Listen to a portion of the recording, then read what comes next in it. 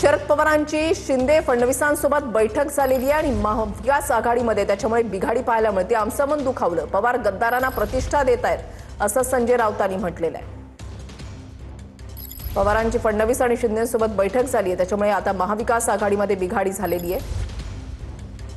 शरद पवार हे नक्कीच मोठे नेते आहेत, आदरणीय आहेत, पण एखाद्या ज्या गद्दारांना आपलं सरकार पाडलं त्या गद्दाराच्या छताखाली जाऊन अशा प्रकारच्या बैठका घेणं ह्याच्यामुळे मोठ्या नेत्याची विश्वासार्हता ही कमी होते आणि घसरते।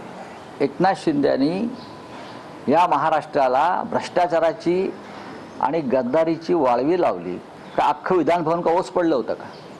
समोर राष्ट्रवादी भवन आहे, समोर वाय.बी. चव्हाण प्रतिष्ठान आहे।